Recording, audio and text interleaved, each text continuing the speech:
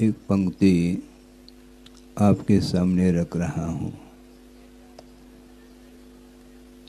कि ग्रीष्म ऋतु में जब धरती सूर्य की किरणों से तप जाती है और उसके कारण गर्मी बढ़ जाती है और गर्मी को शांत करने के लिए अनेक प्रकार के सुगंधित वस्तुओं का इस्तेमाल किया जाता है। उसी प्रकार उसी प्रसंग को पुष्ट करने वाली ये पंक्ति आपके सामने है।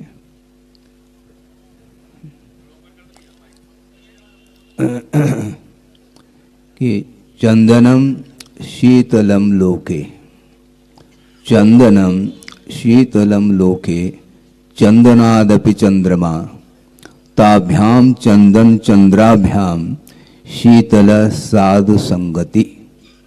इस प्रकार ये पंक्ति काफी दिन पहले हमें पढ़ने को मिली थी। शीतलम चंदनम लोके,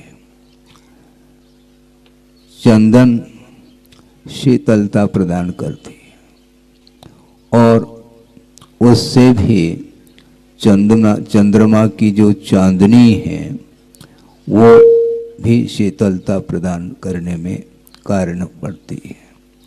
इन दोनों से भी शीतलता यदि मिलती है तो साधु संगति ऐसा कहा है। आप सोचने का थोड़ा गौर करें। आप साधु का समागम शीतलता प्रदान करने में कारण है और साधु की बात कही है और साधु को भी शीतलता यदि मिलती है तो गुरु के समागम से मिलती है। यह तय है पूरे समाज को और श्रमण समाज को भी शीतल प्रदान करने वाले गुरु हुआ करते हैं और गुरु ने ही प्रभु का परिचय भी दिया है। प्रभु का अस्तित्व, प्रभु का स्वरूप, उनका स्वभाव किस रूप में है इसको बताने वाले गुरु हुआ करते हैं। और आपके मन में लगभग 1 महीने हो गया है, काफी आपका मन असंतोष का अनुभव कर रहा है।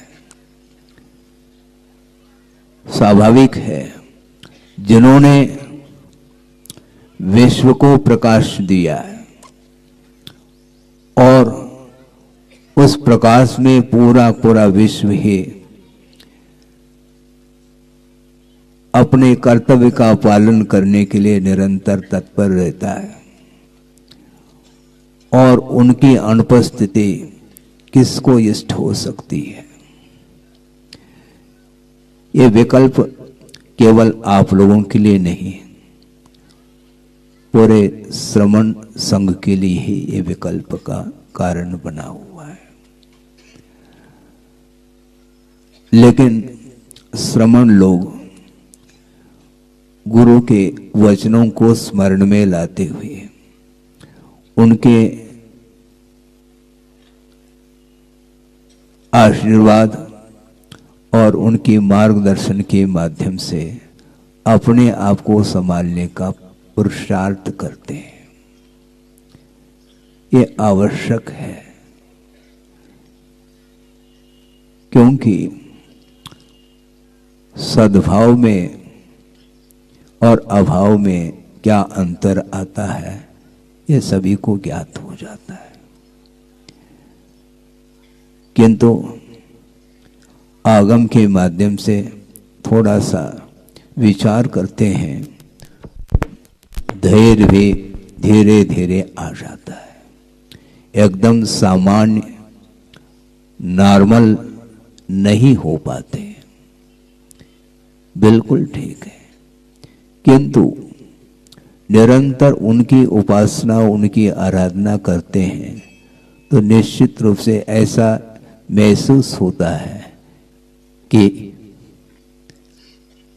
गुरु अपने सामने विराजमान है।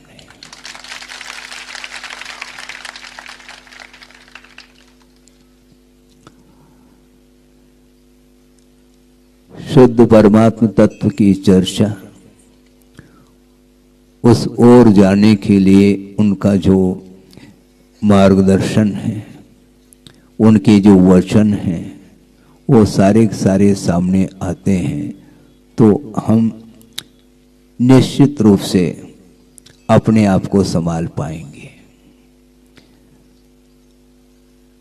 वस्तुतः शांति, आत्मिक शांति अलग हुआ करती है, मानसिक शांति अलग हुआ करती है, और शारीरिक सुख शांति अलग हुआ करती है। संसारी प्राणी शारीरिक शांति में, मानसिक शांति में अपने आप को आनंद का अनुभव करता है, किंतु शारीरिक शांति और मानसिक शांति ये दोनों पर सापेक्ष है।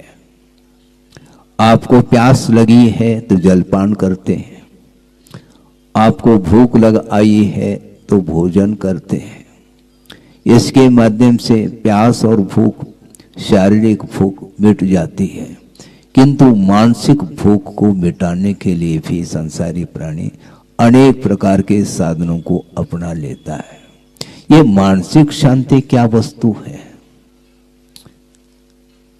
एक मानसिकता है, एक मान्यता है, जो कि वह भी पर सापेक्ष ही है। समझने के लिए आप घर में रहते हैं, प्रासाद में रहते हैं, मान लो 3 खंड का प्रासाद है, और अड़ोस पड़ोस में मान लो 1 ही खंड का है अथवा 2 खंड का है, तो आपको जो आनंद आ रहा है वह प्रासाद से नहीं आ रहा है, किंतु बगल में जो 1 खंड का है और अपने पास 3 खंड का है, इसको लेकर के ही एक मानसिकता आपकी निर्मित होती है। हम सुखी है और हमें शांति का अनुभव होता है। ये केवल तुलनात्मक दृष्टि है, कंपैरिजन जिसको बोलते हैं आप लोग, एक दूसरे के साथ तुलना करके वह शांति का अनुभव करता है। वस्तुतः ये शांति नहीं। मान लो 3 खंड का प्रासाद आपके पास है और कालांतर में जाकर के पड़ोस में मान लो उसका थोड़ा सा पुण्य जोर मार गया और मान लो 5 खंड का बना लेता है, फिर आपकी नींद समाप्त हो जाती है और 5 खंड का जो है वो बिल्कुल सुख की नींद लेता है। लेकिन वह सुख की नींद जो है वह भी कुछ ही समय के लिए, और बगल में मान लो 10 खंड का बन गया। तो इस प्रकार एक दूसरे के आश्रित यह मानसिक सुख है, एक मान्यता है, किंतु इस मान्यता के साथ ही संसारी प्राणी जी रहा है। बल्कि यूं कहना चाहिए, इसको हम सुख नहीं मानते हैं, दूसरे को दुखी देख करके जो सुख का अनुभव करता है, इससे बढ़ करके और कोई भी संसार का कारण नहीं हो सकता। इसके माध्यम से ही संसार का निर्माण होता है, जबकि होना ये चाहिए कि सुखी रहे सब जीव जगत के। कह तो रहे, पंक्ति तो मात्र दोहराते चले जाते हैं, किंतु भीतर भाव वो पवित्र परिणाम नहीं हो पाते। तत्वार सूत्रकार ने, उमा स्वामी महाराज ने एक सूत्र दिया है। उस सूत्र को सब लोग जानते हैं, पढ़ते हैं, अध्ययन करते हैं, अर्थ भी ज्ञात हो सकता है आपको, लेकिन आप लोगों की दृष्टि उस ओर नहीं जा पाती जो गुरुदेव की उस ओर दृष्टि गई है। महाराज गुरुदेव ने क्या कहा ये भी तो बताओ। हम बताने के लिए तो बैठे हैं यहाँ पर। उमा स्वामी महाराज ने एक सूत्र दिया है कि परस्परोपग्रहो जीवानाम, जैनानाम ऐसा नहीं कहा। सुन रहे हैं आप? जीवानाम कहा, यानी प्राणी मात्र के प्रति उपकार का भाव जागृत होना चाहिए, अनुग्रह का भाव जागृत होना चाहिए। कोई भी दुखी देखने में न आए। इस प्रकार का जो भाव है वही मैत्री भाव माना जाता है। लौकिक क्षेत्र में जो मित्रता है वह किसी अपेक्षा को लेकर के कुछ दिन के लिए वह मित्रता बनी रहती है और आप लोग व्यापार आदि कर लेते हैं। मित्रता अच्छी चल रही है तो पार्टनरशिप बन जाता है व्यक्ति, और यूं ही उसमें कुछ कमी देखने को मिल गई फिर वह मित्रता टूट जाती है, बल्कि वह चतुरता के रूप में वह भाव परिवर्तित हो जाता है। इसको मित्रता नहीं बोलते हैं, किंतु बहुत गहराई है कि कोई सुखी कोई दुखी न रहे, किसी भी व्यक्ति के जीवन में दुख उत्पन्न ही न हो। इस प्रकार का जो पवित्र भाव है वह मैत्री भाव माना जाता है। इसलिए प्राणी मात्र के प्रति जो अनुग्रह का उपकार का भाव जागृत होता है उसका नाम धर्म है, ऐसा कहा। जैना नाम नहीं कहा। जैनियों के लिए उपदेश नहीं है, जैन उसमें शामिल हो रहे हैं ऐसा आप कह सकते हैं, ऐसा भी नहीं। वस्तुतः जैन बोलते किसको, इसके तह तक पहुंचना चाहिए आपको कि वस्तुतः जन का अर्थ पहला समझ लें, फिर उसका जो भाव है उसका नाम जैन माना जाता है। जन का अर्थ क्या है, जिन्होंने अपने इंद्रियों को और कर्म रूपी शत्रुओं को जिन्होंने जीत लिया है उसका नाम जिन कहा है, और इस जिन का अनुकरण करने वाला जो अनुयायी है उसका नाम जैन धर्म कहा है। इसलिए यह जातिवाचक यह शब्द नहीं है, किंतु जो अहिंसा धर्म की उपासना करता है, जिसके जीवन में केंद्र में अहिंसा पल रही है, वही व्यक्ति जैन कहलाने का अधिकारी सिद्ध होता है। व्यावहारिक दृष्टि से कुछ क्रियाओं के अपेक्षा से अंतर आ सकता है, किंतु अहिंसा मुख्य है। अहिंसा का अभाव यदि हो जाएगा तो उस व्यक्ति का उत्थान संभव नहीं, पतन ही पतन होता है। इसलिए गुरुदेव बार बार कहते हैं कि खाओ किंतु दिखा करके मत खाओ। फिर क्या करना महाराज, दिखा करके नहीं खाना, खिला करके खाना, बांट करके खाना, ये कहते हैं बार बार गुरु महाराज। इसलिए हमारा यही कहना है कि हम दूसरे को खिलाने का भाव निरंतर रखें। दूसरा सुखी रहेगा तो मुझे सुख की उपलब्धि निश्चित रूप से होगी। हाँ, कभी पक्षपात नहीं होना चाहिए, और संसारी प्राणी के अंदर बहुत पक्षपात, बिना पक्षपात के वह चलता ही नहीं। बहुत अच्छा, आपके पुण्य के उदय से एक प्रसंग याद आ रहा है। हाँ, इसमें भी आपका ही पुण्य का उदय, ये ध्यान रखो, क्योंकि बिना पुण्य के उदय के आगम के वचन, गुरुओं के वचन सुनने को मिलती नहीं है। इसलिए एक पंगत बैठी है भोजन के लिए, गुरुदेव ने सुनाया था। हम अलग से कुछ सुनाने की हमें आवश्यकता नहीं पड़ती, काफी समय तक उनका हमें सानिध्य मिला है और अभी भी सानिध्य मिल रहा है, ये मान के मैं चलता हूं। क्योंकि जिसके हृदय में प्रभु और गुरु विराजमान हो, वह कभी भी उनको किसी बात का विकल्प नहीं हो सकता, क्योंकि भावों का खेल है, निश्चित बात है। और भोजन करने के लिए पंगत है, बैठी है, और वो परोसने वाले परोसते चले जा रहे हैं और घी परोसा जा रहा है।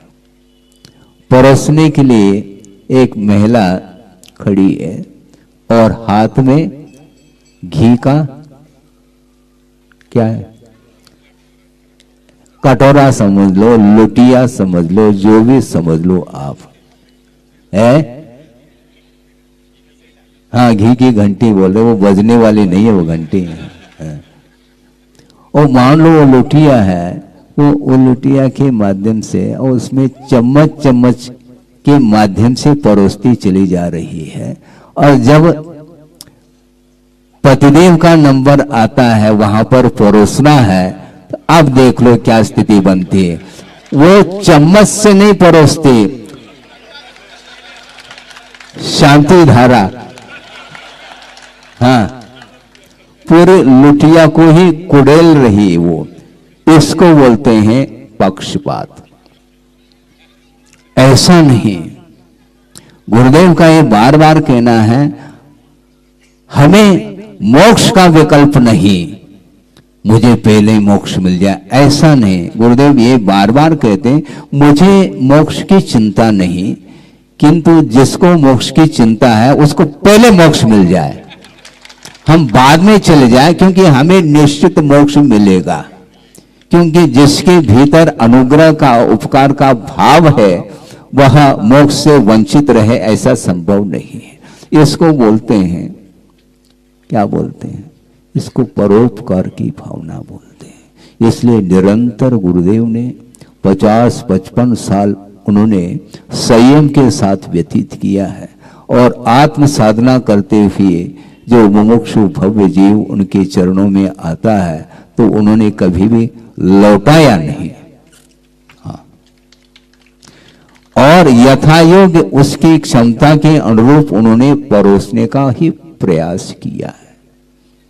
कोई ग्रहण न करे, कोई करें, ये बात अलग है, किंतु भाव तो उनका यही है कि सुखी रहे सब जीव जगत के।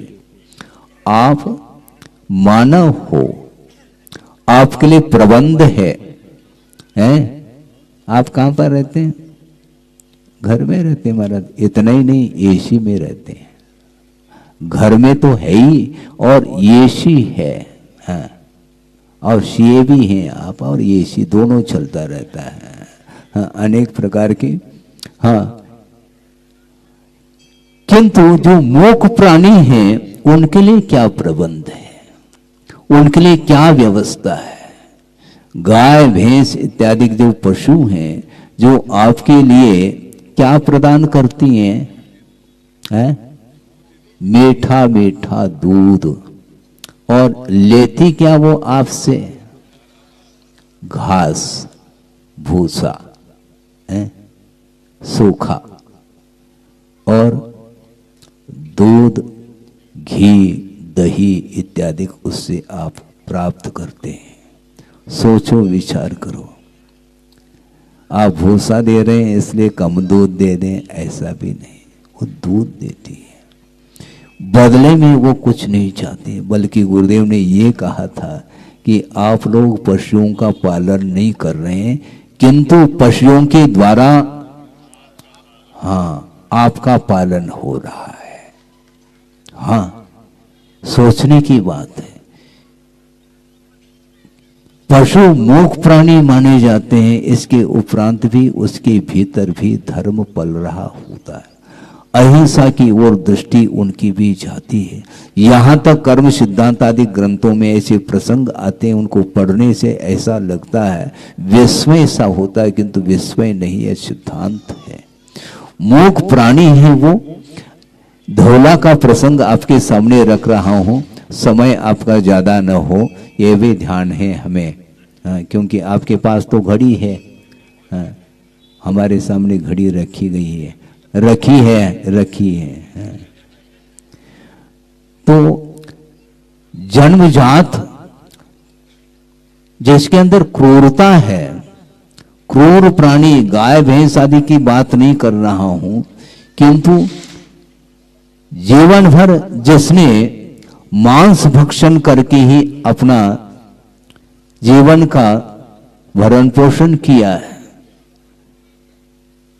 और ऐसा संयोग जुड़ जाता है। चारण रुद्र मुनि महाराज का समागम हुआ, और उसके एक क्षण पूर्व में ही एक हिरण को पछाड़ करके शिकार किया था उस शेर ने, व्याघ्र ने, और जो ही चारण रुद्र मुनि महाराज का दर्शन हो जाता है और उनका थोड़ा सा संबोधन मिल जाता है, ये तुमने ये क्या कर लिया, कितना अनर्थ कर लिया तुमने, कब से अनर्थ करते आए हो। इस प्रकार कुछ शब्द सुनने से उसके आंखों में अश्रुधारा बह जाती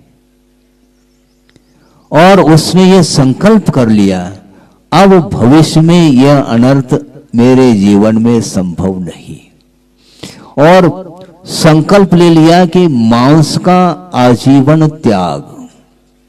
अब शाकाहारी हो गया वह शेर। ध्यान रखो, इससे और एक कदम, मात्र शाकाहारी ही नहीं हुआ किंतु वह प्रासुख घास खाने लगा। सूखा हुआ जो घास है उसका सेवन करता है। हरा हरा घास भी उसको पसंद नहीं, क्योंकि उसमें भी जीव है।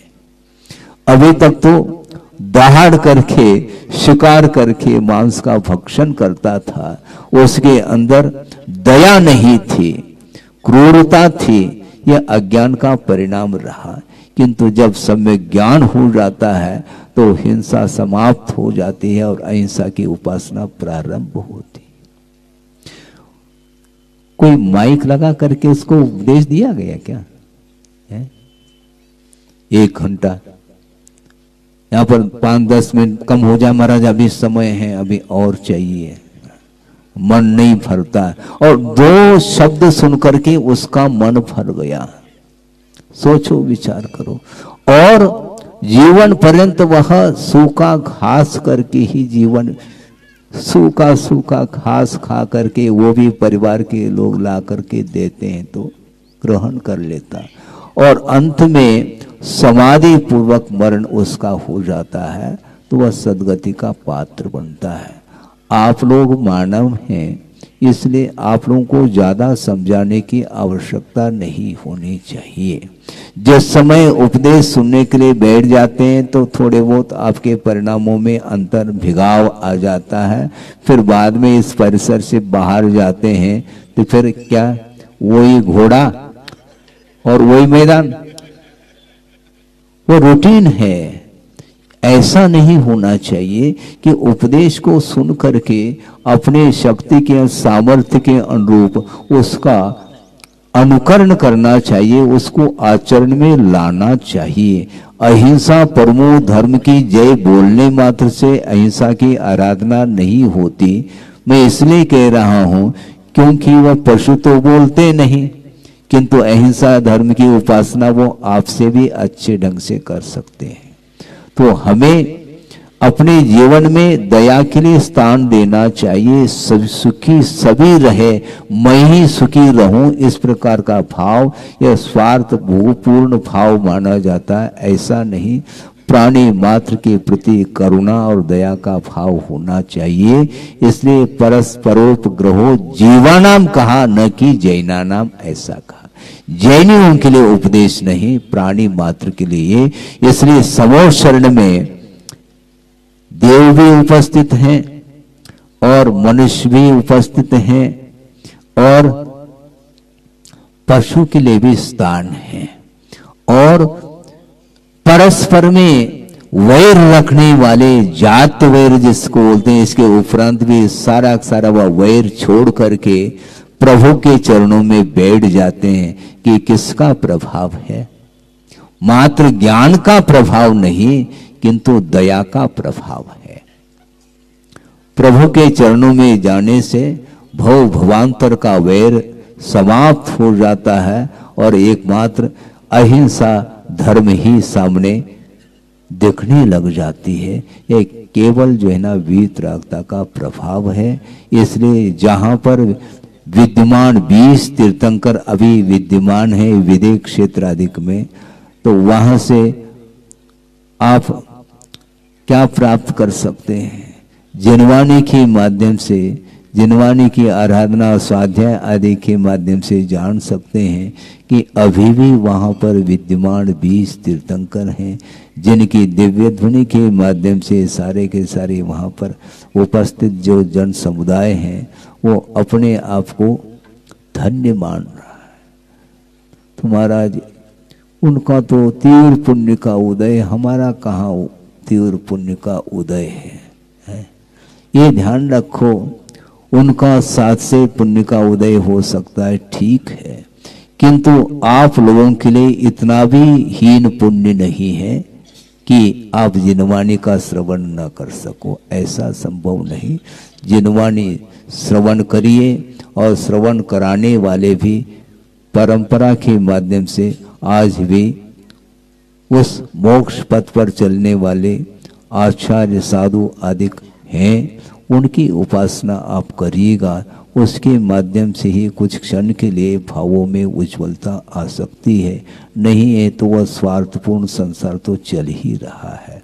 उस स्वार्थपूर्ण संसार को हम समाप्त नहीं कर पाते, बल्कि व्यक्तिगत संसार का अंत हम स्वयं अपने पुरुषार्थ के माध्यम से ही कर सकते हैं। इसलिए सच्चे देव गुरु शास्त्र की उपासना करते हुए अपने शेष जीवन को व्यतीत करना चाहिए, जिसके माध्यम से 7 से पुण्य का अर्जन भी हो सकता है, और भविष्य में आपके लिए और विशेष रूप से मोक्ष मार्ग की सामग्री उपलब्ध हो सकती है। आज ही सनन है और विशेष रूप से तप आदि नहीं कर सकते, किंतु छाया में बैठ करके प्रभु की आराधना तो की जा सकती है। छाया बनी है? आपकी नहीं, धर्म की छाया। आप और तुम ये छोड़ दो आप, क्योंकि हम भी छाया में हैं, धर्म की छाया में हैं। थोड़े बहुत हमें ज़्यादा छाया मिल सकती है, आपको थोड़ी बहुत कम मिल सकती है, बात अलग है। छाया तो चाहिए, धर्म की आराधना करते रहें, कहीं भी रहें, किंतु विषयों को गौण करके, कषायों को गौण करके और प्रभु की आराधना करने के लिए अवसर मिला है। ज़्यादा और कम से कोई प्रयोजन नहीं। अंतरंग में यदि मान लो किसी अपेक्षा के बिना यदि प्रभु की आराधना हम करते हैं, तो निश्चित रूप से हमें भी वही पद उपलब्ध हो सकता है जो प्रभु ने प्राप्त कर लिया। प्रत्येक संसारी प्राणी के भीतर यह शक्ति, प्रभुत्व शक्ति विद्यमान है, किंतु शक्ति के रूप में है। उसको अभिव्यक्त करने के लिए उन्होंने जो साधना पथ को अपनाया था और उस पर चले, और निरंतर साधना करने के फलस्वरूप उन्हें निर्वाण की उपलब्धि हुई है।